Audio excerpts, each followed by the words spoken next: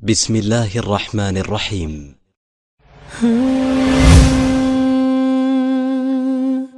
السلام عليكم.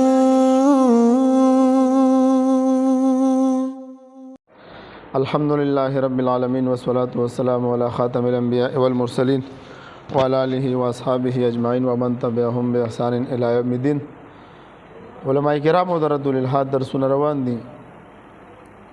د مغربي فکر فلسفي چې څومره شاخونه وغه تاسو پیژندل. موږ ویلو چې د مغربي فکر فلسفي بنیاد د هیومنزم فلسفه ده. د کې به مختلف شاخونه مولسبانو د کې سیکولریزم موږ ویلو، لیبرلیزم موږ ویلو، دغه شانته کې کیپټالیزم، سوشلیزم، کمونیزم، ډیزم، ایتیزم.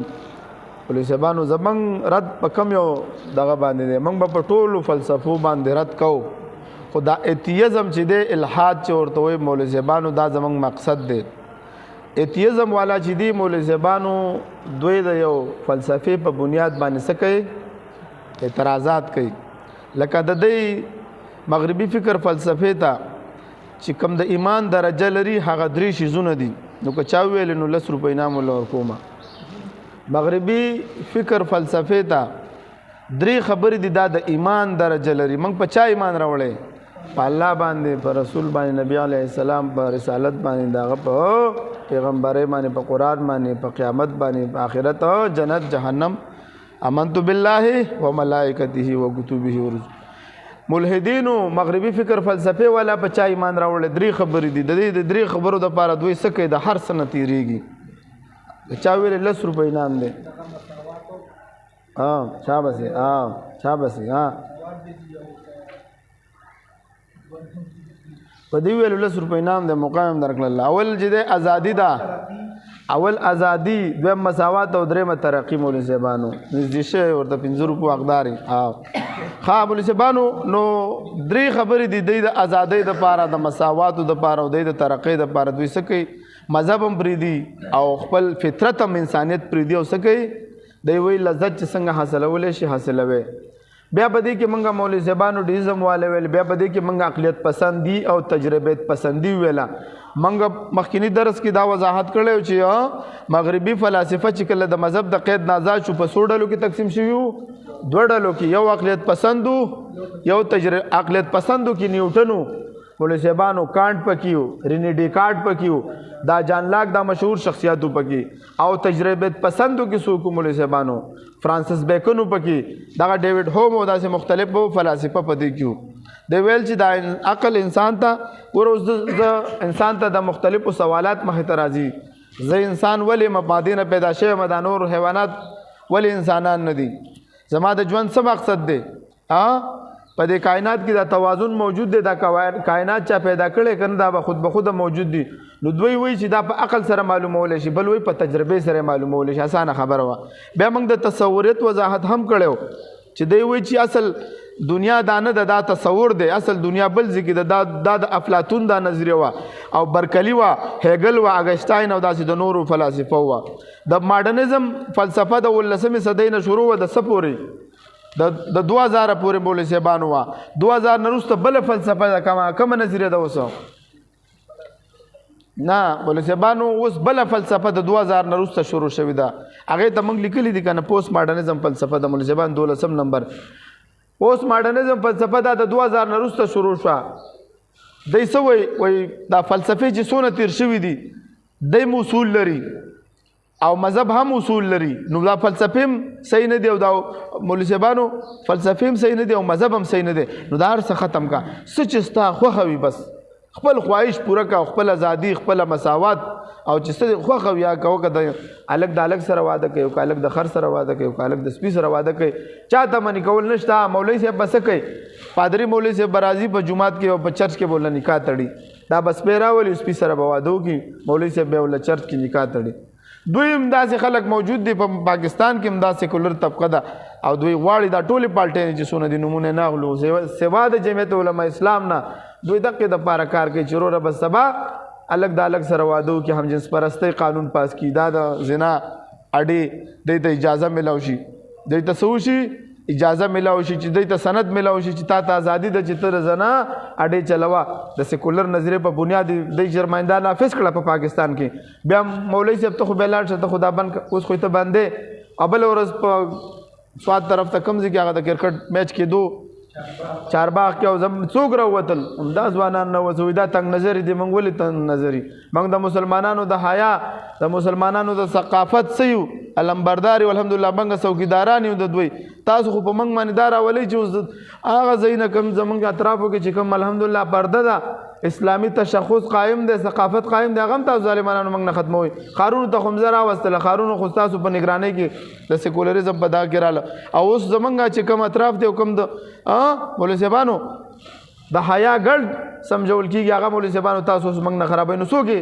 مخالفت کوي د دې به حیا همدغه ځوانان دي مولوی صاحبانو همدغه د جمعیت علما اسلام خادمان دي چې دوی حفاظت کوي مولوی صاحبانو دا دومره شاخونه منګویل نن به منګوایو د تقابل به بیانو دا د هیومنزم د فلسفه او د اسلام تقابل به بیانو د سره سره به موږ دا پیژنو چې سیکولر نظریه د چا ده چا کې چې کوم دا خبره کوي دا سیکولر نظریه والا دي تا ته بیرت کول صحیح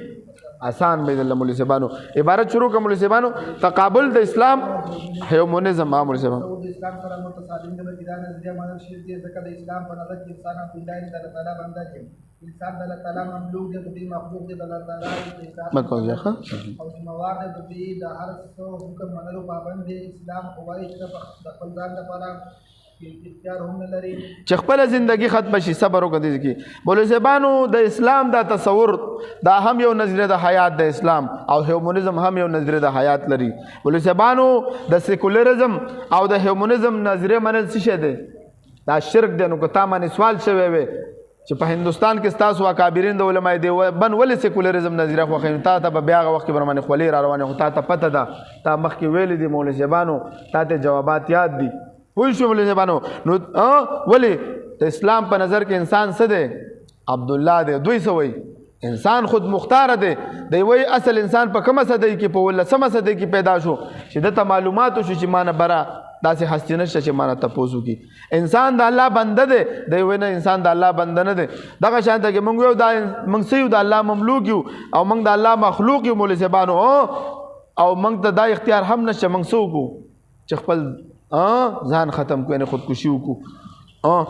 نن سبا چې دا کوم الفاظ استعمالېږي چې انسانیت انسان پرستی شو ازغوري انسان حیثیت انسان شو انساني حقوق شو دا ټول الفاظ هیومنزم د انسان د پاره استعمالوي کوم چې دا یو مستقل خدای غني نعوذ بالله دا انسان او انسان پرستی د ټول لوی مذهب دی انسانیت د دې څه مطلب دی یعنی دا څوک نشي چې تا مذهب ته پوسو کې چې نه انسان صحیح ده انسان دغه دی خو انسان بسوي دا به د حکم سوي پابند به مولوی صاحبانو دوی وینه پابندي د چانش سره څه چې خو خویا کوه دا چې الفاظ استعمالوي د ټولو نامخ انسان ټول انسانان برابر دي انسانیت د ټولو نه لوی مذهب دی دا چې دنیا پاسه کې د هیومنزم د فلسفي نتایج دي بحیثیت انسان ګوري هیومنزم انسان ته څنګه ګوري صرف انسان ورته ګوري مجرد انسان بغیر د تعارفات او عقایدونه او اسلام داسې نه کوي اسلام انسان ته مجرد انسان په نظر سره نه ګوري په ځای ورته نه ګوري بلکې د نظریه او افکار او عقاید په بنیاد د مؤمن او کافر او منافق فرق کوي مولوی صاحبانو دا انسان د افکارو نه آزاد نه تصور شابه سین خبره دا کل سره هم صحیح ده چې مجرد فکر انسان هم د کوم فکر اے مولوی صاحبانو ته دې ته وې کنه چې دا یو بے فکر انسان یو مجرد انسان چې دا د کوم نظریه خاون نه وي دا بس انسان وي په دې او په زناور کې څه فرق شو زناور کوم څه نظریه نه لري بس خپل خوراک سکا کې وخت تیرش پوره تیرو بس وخت سبا کوي نو دا که بے فکر انسان شي او نظریه نه لري او نظریه حیات نه لري په دې په زناور حیوان کې څه فرق شو دته چې دا جبه ور کړی دا دته چې دا سترګې ور کړی دته چې دا عقل شعور ور کړی دا ولی ور کړی د دې د پاره ور کړی چې ته انسان مجرد نه اشاعر سوې دوی د انسانانو نه څه جوړ کړي زناور و انسان تو بے جان سا پتھر تو نہیں ہے تو کوئی فرشتہ یا پیغمبر تو نہیں ہے تو علم کا چشمہ یا سمندر تو نہیں ہے پر رب کی نگاہوں میں تو کمتر بھی نہیں ہے وہ جو کچھ بھی ہو اپنے حدوں کو پہچان رحمان کی پکڑ سے تو باہر بھی نہیں ہے وہ دنیا نہ بسا دل میں کہ دنیا کی حقیقت मच्छर की किसी पर के बराबर भी नहीं है दुई हो इंसान से गुड़ी मोली से बानो यो बेफिक्र इंसान आओ शायर उड़ता हुए चित्ता हो इंसान तस काने खुनी कन न से लूटे और न से त पैगंबर और न द इल्म दरियाबी तासर हो अल्लाह ताला यो मामूली इल्म दर कले व मा उतीतुम मिन अल इल्म इल्ला कलिया लगिलम मा देर खबर मा वरा अकल दी तो वे दाखिल अकल दी न बोले से बानो इस्लाम इंसान ता सके मुकम्मल इंसान इस्लाम और ह्यूमनिज्म घटा खबरदार अच्छी इस्लाम हुई چې دا انسان موږ وضاحت مخکې د درسونو کې کړی استاسو که یادي چې دوی وایي د ښه د شر او د خیر او د شر اختیار د چا سره د هیومنیزم د فلسفي بنیاد دا دی د خیر او شر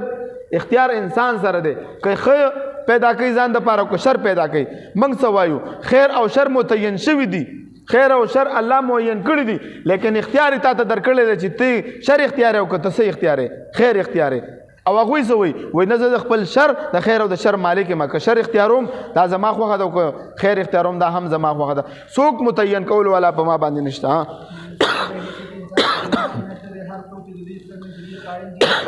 کنه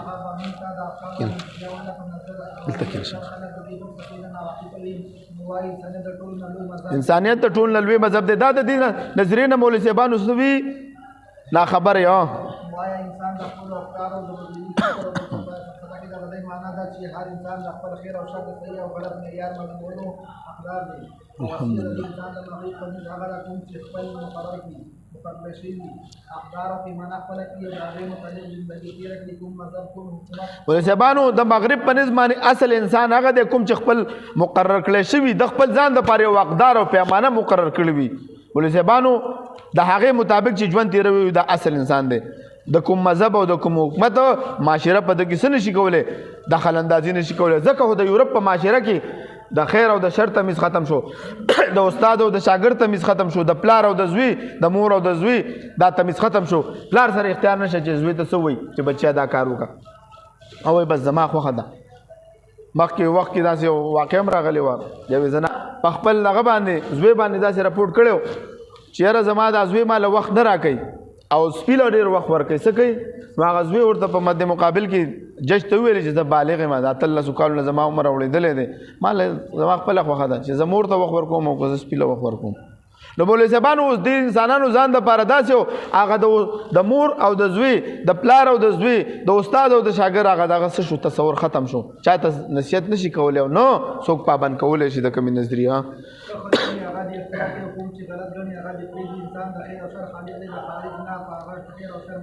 ګوره خارج نه سوي په د باندې وایي منل نشته چې څوک خارج نه په د باندې خیر او شر مسلط کړی شي تصورات باندې دې په دې کې ازادي ټول نه هم ترين تصور دي او دا د هیومنیزم نتیجه دا چې جدید دنیا د غره په تصور قائل دي دوی وي ازادي ورکه آزاد بیان ازادي څه رائے ازادي زما خپل رائے د چرچا ته مولا ته وټ ورکوم او کافر ته وټ ورکوم که سیکولر نظریه ته وټونه هم دوی ته ورکیو ګیله موږ مولوی صاحب نه کوي مولوی صاحب له تو وټونه ورک ټول ته کامیاب کا به وګوره نو مولوی صاحبانو ته سکه ځکه هو دوی د مذاهب او توهین کوي کنه ځکه خو د نبی علیه السلام په شان کې دوی څه کوي ګستاخي کوي کنه وای دا ازادي د رای ده څه ده زما خپله خوښه ده چې زار چا پسې ده نو هلکه تاسو مقدساتو باندې تاسو به اعتراضات کوئ ازادي د رای دا مطلب دی نو مولوي صاحبانو دا د سیکولرزم د تقابل موږ بیان کو د چا د هیومنیزم او د اسلام مختصر غونډه کې اوس به موږ سیکولر